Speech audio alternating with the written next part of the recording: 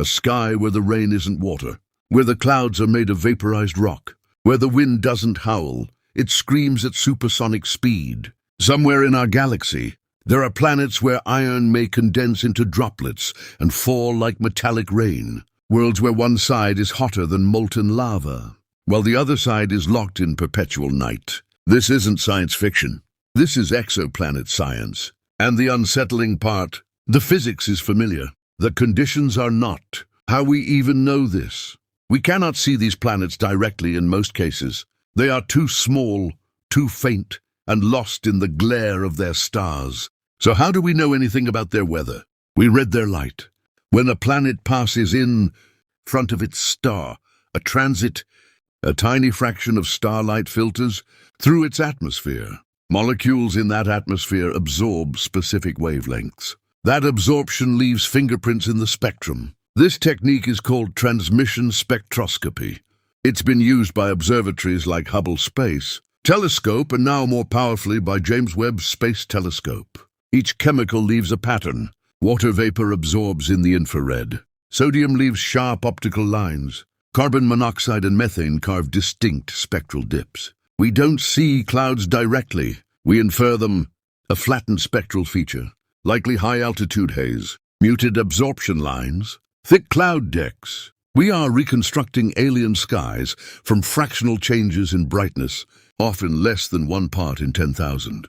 Clue 1, spectrum. A spectrum is not a photograph. It's a graph. Wavelength on one axis, absorption depth on the other. Peaks and valleys tell us what gases are present. Take a hot Jupiter like HD WT9733, a gas giant orbiting so close to its star that its atmosphere reaches over 1,000 Igras. Observations suggest silicate particles, essentially glass, could condense in its upper atmosphere. Models predict winds of several kilometers per second, driven by the extreme temperature difference between its permanent day side and night side. The physics, fluid dynamics, radiative transfer, thermodynamics, all known. The scale, completely alien. Clue 2, phase curves. A phase curve tracks how the planet's brightness changes over its orbit. If one side is scorching hot and the other is cooler, the infrared brightness shifts as different hemispheres rotate into view. From this, we estimate day-night temperature contrasts, heat redistribution efficiency, atmospheric circulation strength. On some worlds, the hottest point isn't directly under the star. It's shifted eastward. That shift implies winds so powerful they physically drag heat across the globe faster than radiation can cool it. Supersonic jet streams, planet-wide shock fronts. Again, nothing violates physics. It's just physics pushed to extremes. Clue 3, the uncertainty bands. Every spectral line comes with uncertainty. On published graphs, you'll see shaded regions, confidence intervals. These are not decoration. They represent model degeneracy. Multiple atmospheric compositions can produce similar spectra.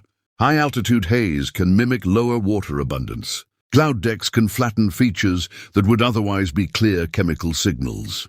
To interpret these data, scientists use atmospheric retrieval models, Bayesian frameworks that test millions of parameter combinations, temperature profiles, metallicity, cloud opacities, vertical mixing rates. The output is not a single answer. It's a probability distribution. We are not observing alien weather directly. We are constraining it. A real example. Consider WASP-76b, an ultra-hot Jupiter so close to its star that its dayside temperature exceeds 2,000 deci. Spectroscopic studies have suggested iron vapor in its atmosphere. On the cooler night side, that iron may condense. The phrase iron rain makes headlines, but what we truly have are spectral lines, consistent with neutral iron and models, predicting condensation. Under those thermal gradients, the weather from hell is a careful inference, not a fantasy. We have the light, we have the equations, we have the models. But when we look at these distant worlds, we are not watching storms unfold. We are reconstructing them from shadows in starlight. So the question remains, are we seeing real alien skies, or the boundaries of our models? The physics is familiar. The conditions are not.